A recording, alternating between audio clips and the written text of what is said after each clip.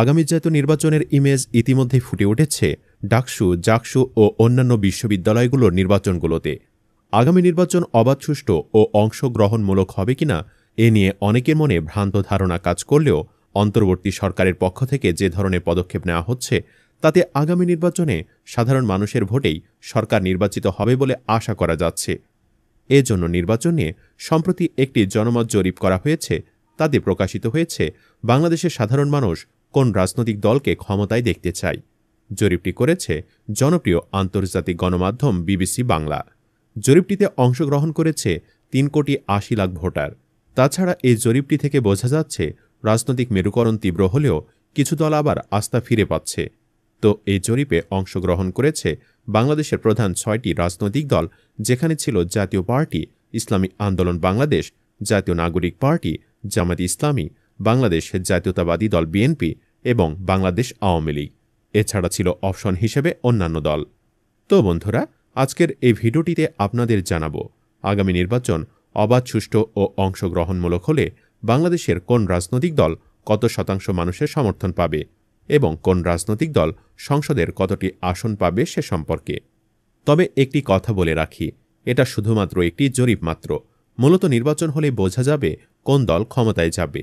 তো চলুন আর কথা না বাড়িয়ে ভিডিওটি শুরু করি। তবে বন্ধুরা, ভিডিওটি শুরু করার পূর্বে অনুরোধ রইল ভিডিওটিতে একটি লাইক দিয়ে শুরু থেকে শেষ পর্যন্ত দেখার।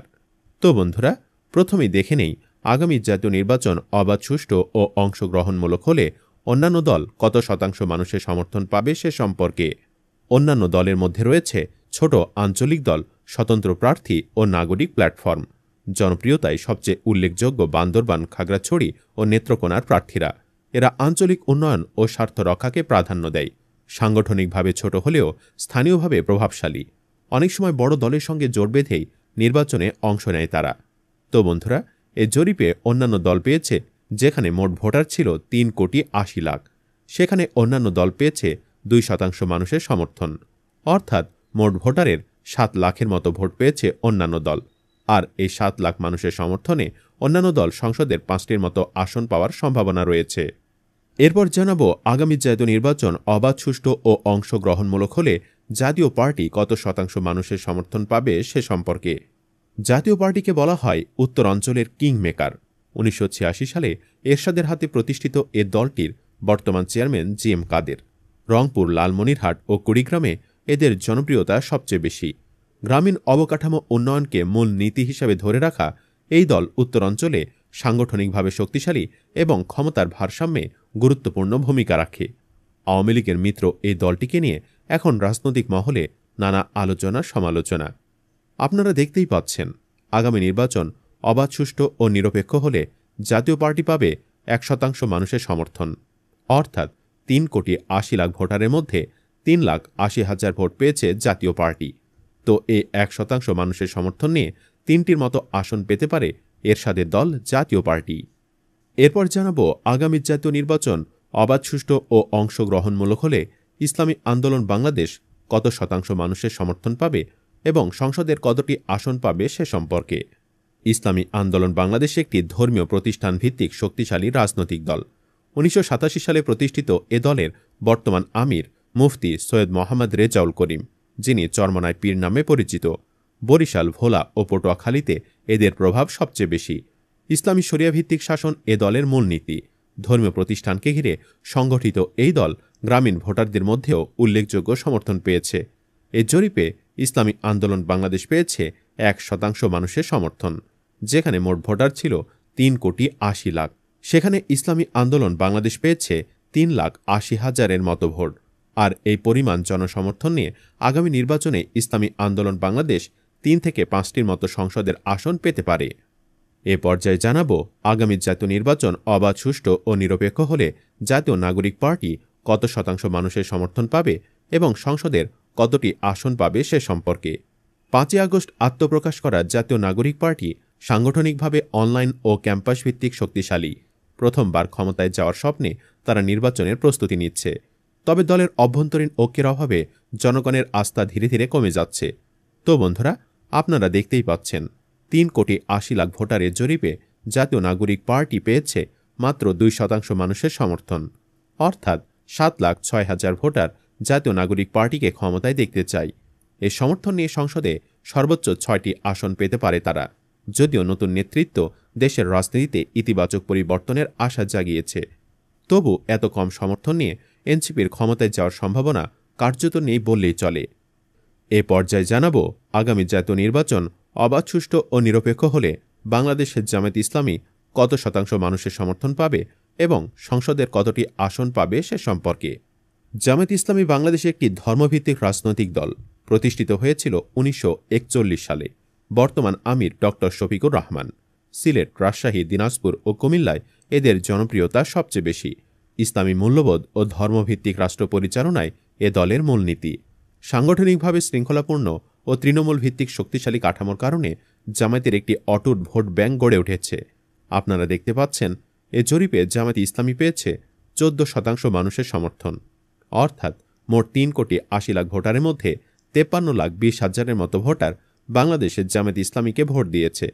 তো আগামী নির্বাচন অবাধ ও সুষ্ঠু হলে 14% মানুষের সমর্থনে সংসদের 300টি আসনের মধ্যে 50টির মতো আসন জামায়াত ইসলামী বাংলাদেশ পাওয়ার সম্ভাবনা রয়েছে। এরপর জানাবো, আগামী জাতীয় নির্বাচন অবাধ, সুষ্ঠু ও অংশগ্রহণমূলক হলে বাংলাদেশের জাতীয়তাবাদী দল বিএনপি কত শতাংশ মানুষের সমর্থন পাবে এবং সংসদের কতটি আসন পাবে সে সম্পর্কে। দ্বিতীয় স্থানে শক্ত অবস্থান এখন রয়েছে বাংলাদেশের জাতীয়তাবাদী দল বিএনপি। শহরে ভোটে ভালো সম্ভাবনা তৈরি হয়েছে।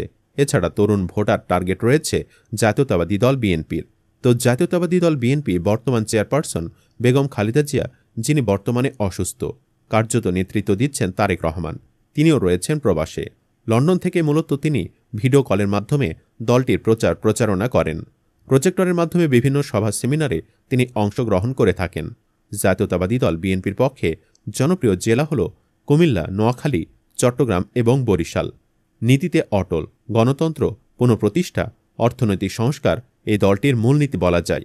তবে দলটির কিছু নেতার চাঁদাবাজি ও অনিয়মের কারণে জনপ্রিয়তা হারাচ্ছে বিএনপি। তো আপনারা দেখতেই পাচ্ছেন, বিএনপি পেয়েছে 25% মানুষের সমর্থন, অর্থাৎ 3,80,00,000 ভোটারের মধ্যে 95,00,000 ভোটার বিএনপিকে ভোট দিয়েছে। তো এই পরিমাণ জনসমর্থন নিয়ে বিএনপি সংসদের 75টির মতো আসন পেতে পারে।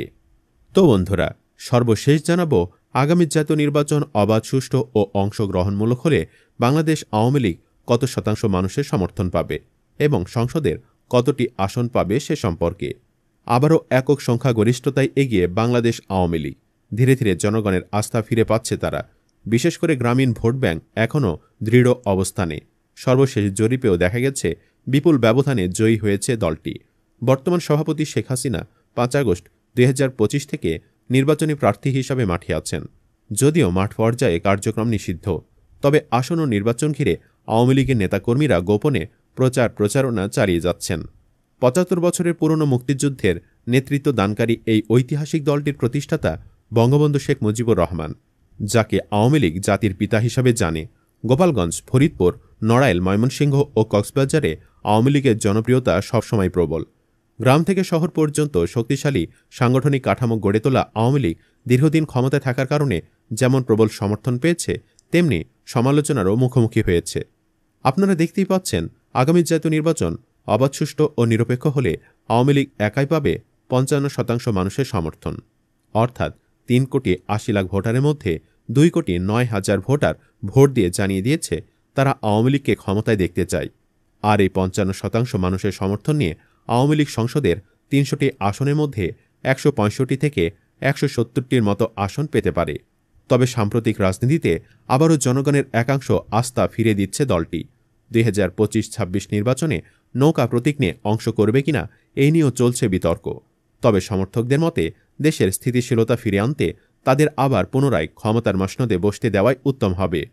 তো বন্ধুরা, আগামী জাতীয় নির্বাচন অবাধ, সুষ্ঠু ও নিরপেক্ষ হলে আপনি কোন দলকে ভোট দিয়ে ক্ষমতায় বসাতে চান কমেন্টে লিখে জানান। ভিডিওটি ভালো লাগলে শেয়ার করুন এবং চ্যানেলটিতে নতুন হয়ে থাকলে সাবস্ক্রাইব করে বেল আইকনটি বাজিয়ে রাখুন। ধন্যবাদ।